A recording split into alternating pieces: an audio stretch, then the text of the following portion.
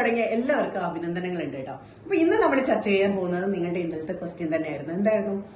ചെടികളുടെ ബിസിനസ്സിൽ cash on delivery കൊടുക്കുന്നത് നല്ലതാണോ? നമുക്ക് കൂടുതൽ ഓർഡേഴ്സ് കിട്ടാനായിട്ട് ക്യാഷ് ഓൺ ഡെലിവറി കൊടുക്കുന്നത് നല്ലതല്ലേ?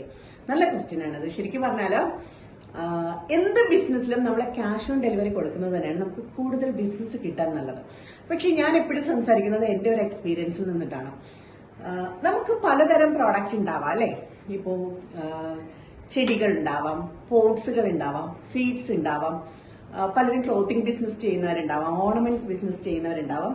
അപ്പൊ എല്ലാ ബിസിനസ്സിലും തന്നെ ക്യാഷ് ഓൺ ഡെലിവറി കൊടുക്കുന്നതാണ് ഏറ്റവും കൂടുതൽ കസ്റ്റമേഴ്സിനെ നമ്മളിലേക്ക് ആകർഷിക്കാൻ, അല്ലെങ്കിൽ നമ്മളുടെ പ്രോഡക്റ്റ് കൂടുതൽ പേര് മേടിക്കാനായിട്ട് ഏറ്റവും better cash on delivery option കൊടുക്കുന്നത് തന്നെയാണ്.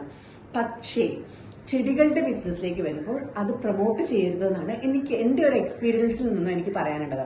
അപ്പൊ നിങ്ങൾ ചോദിക്കുക എന്തുകൊണ്ടാണ് അങ്ങനെ പറയുന്നത് എന്നുള്ളത്. ശരിക്കും എനിക്ക് എന്റേതായിട്ടുള്ള കാര്യങ്ങളുണ്ട്. ഞാൻ പറഞ്ഞല്ലോ, എന്റെ എക്സ്പീരിയൻസ് ആണ്. എന്റെ എക്സ്പീരിയൻസിൽ നിന്നാണ് ഞാൻ ഓരോ കാര്യങ്ങളിലും എന്റെ ബിസിനസ്സിൽ മാറ്റം വരുത്തിയിട്ടുള്ളത്. ഞാനൊരു അനുഭവ കഥ പറഞ്ഞുതരാം. കുറെ വർഷങ്ങൾക്ക് മുന്നെയാണ് കേട്ടോ.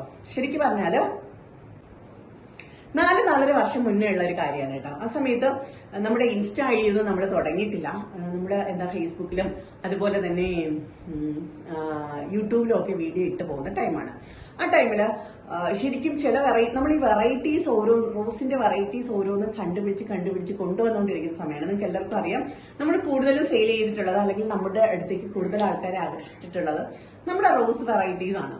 അപ്പോ പലയിടത്തുനിന്നും വളരെ ബുദ്ധിമുട്ടി കാട്ടിലും മേട്ടിലും ഒക്കെ പോയിട്ട്, തമിഴ്നാടിന്റെ പ്രാന്തപ്രദേശങ്ങളിലൊക്കെ പോയിട്ടാണ് നമ്മൾ പല വെറൈറ്റീസും കൊണ്ടുവന്ന് പ്രൊഡക്ഷൻ കൊടുത്തിട്ടുള്ളത്.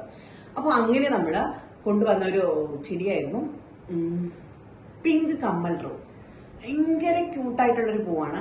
റോസിൽ കുഞ്ഞായിട്ട് നിറച്ചിങ്ങനെ വിരിയുന്ന ഒരു തരം റോസാണ് പിങ്ക് കമ്മൽ റോസ്. അത് നമ്മളെ ഈ ഒരു കാലത്ത് ഒരുപാട് നമ്മൾ സെയിൽ ചെയ്തിട്ടുണ്ട്. പക്ഷെ അന്നത്തെ കാലത്ത്, ഞാൻ 4 വർഷം മുന്നേ ഉള്ള കാര്യമാണ് പറയണേ, ആ സമയത്ത് നമുക്ക് അതിന്റെ തൈകൾ വളരെ റയറാണ്. അപ്പൊ ശരിക്കും പറഞ്ഞാല് എനിക്കതിന്റെ ഒരു 3 തൈകൾ കിട്ടുന്നു. ഞാനത് കൊണ്ടുവന്നു. ഞാനത് അന്നത്തെ വീഡിയോയിലൊന്ന് കാണിച്ചിട്ടുണ്ടായിരുന്നു. എനിക്കിങ്ങനെ കിട്ടിയിട്ടുണ്ടെന്ന് പറഞ്ഞ് കാണിച്ചു. പെട്ടെന്ന് തന്നെ എന്റെ സ്ഥിരമായിട്ടുള്ള 2 കസ്റ്റമേഴ്സ് അത് ഓർഡർ ചെയ്തു.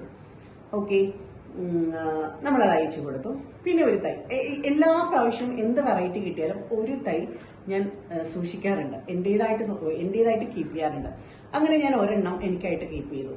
അപ്പോഴാണ് ഫേസ്ബുക്കിലൊക്കെ എന്താ പറയാ, ഒരുപാട് റോസ് കളക്ഷനൊക്കെയുള്ള ഒരു ചേച്ചി എന്നെ കോണ്ടാക്ട് ചെയ്യുന്നത്. ഫേസ്ബുക്ക് കമന്റിലൂടെയാണ് കോണ്ടാക്ട് ചെയ്യുന്നത്.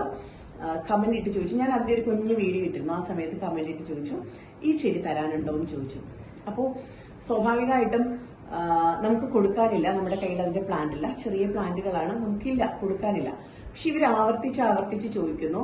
പിന്നെ നമുക്കറിയാലോ, അത്രയും എന്താ പറയാ, അത്രയും ചെടികളെ സ്നേഹിക്കുന്നത് പോലെയാണ് നമ്മളോട് ചോദിക്കുന്നത്, ഒരു തൈ തരാമോ? അപ്പൊ ഞാനും ചിന്തിച്ചപ്പോ ശരിക്കും പറഞ്ഞാൽ അവരൊരു റോസ് ലവറാണ്, ശരിക്കും റോസ് പ്ലാന്റുകൾ വളർത്തുന്നുണ്ട്. അപ്പോൾ അയക്കാം എന്നൊരു ചിന്ത എനിക്ക് വന്നു. കുഴപ്പമില്ല, എനിക്ക് ഇനി കളക്ട് ചെയ്യാലോ, എനിക്ക് ഇനി സമയമുണ്ടല്ലോ, ഞാൻ പോകുന്ന സ്ഥലത്ത് നിന്ന് ഇനിയും കിട്ടുമല്ലോ, പുള്ളിക്കാരിക്ക് കൊടുത്തേക്കാന്ന് വിചാരിക്കുന്നു. അങ്ങനെ ഞാൻ എന്ത് ചെയ്തു, പുള്ളിക്കാരി കമന്റിൽ തന്നെ നമ്മൾ റിപ്ലൈ കൊടുക്കുന്നു, അയച്ചേക്കാം എന്ന് പറയുന്നു. ഓക്കെ, സമ്മതിച്ചു. അഡ്രസ്സ് ചോദിച്ചു, അഡ്രസ്സ് മെസ്സഞ്ചറിൽ തന്നെ തന്നു.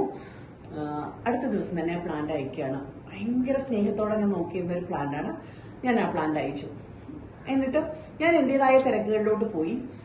ഞാൻ എന്നിട്ട് വിചാരിക്കുകയും ചെയ്തു, നമ്മൾ പ്ലാന്റ് അയച്ചു കൊടുത്തിട്ടും പേയ്മെന്റ് മേടിച്ചിട്ടില്ല, പക്ഷെ പ്ലാന്റ് അയച്ചു കൊടുത്തിട്ട് ഒരിക്കൽ പോലും പ്ലാന്റ് കിട്ടി എന്നുള്ളത് വിളിച്ച് പറഞ്ഞില്ലല്ലോ, അല്ലെങ്കിൽ തിരിച്ച് റിപ്ലൈ തന്നില്ലല്ലോ.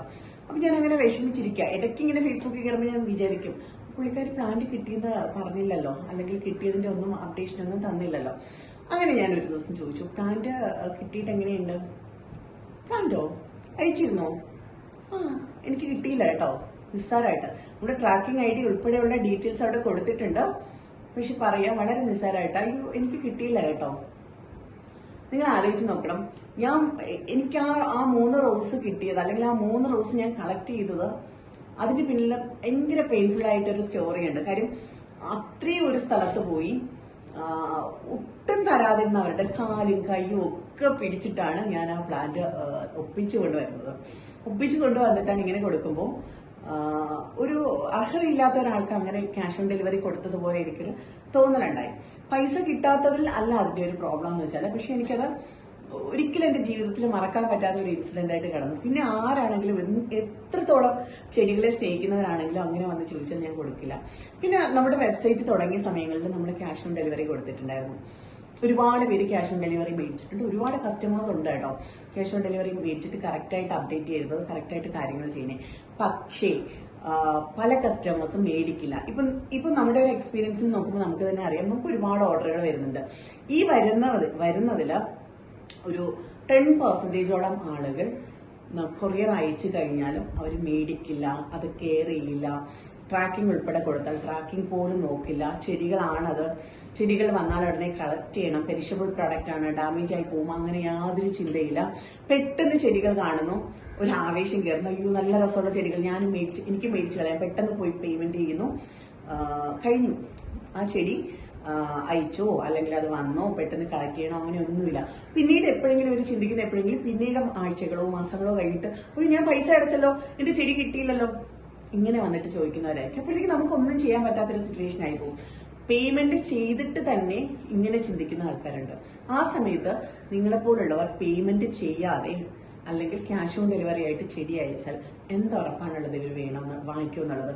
ഇപ്പൊ പോട്ട്സുകളോ വിത്തുകളോ ഡ്രസ്സോ ഓർണമെന്റ്സോ അങ്ങനെ എന്ത് പ്രൊഡക്റ്റ് ആയിരുന്നാലും അത് റിട്ടേൺ വന്നാൽ നിങ്ങൾക്ക് അത് വീണ്ടും ഉപയോഗിക്കാം അല്ലെങ്കിൽ വീണ്ടും അത് വിൽക്കാം. പക്ഷെ ചെടികളുടെ കാര്യം അങ്ങനെയാണോ? ഒരിക്കലുമില്ല. നിങ്ങൾ അയച്ചു കഴിഞ്ഞാൽ അത് കഴിഞ്ഞു, അത് റിട്ടേൺ വന്നിട്ട് കാര്യം ഉണ്ടാവില്ല അല്ലെ?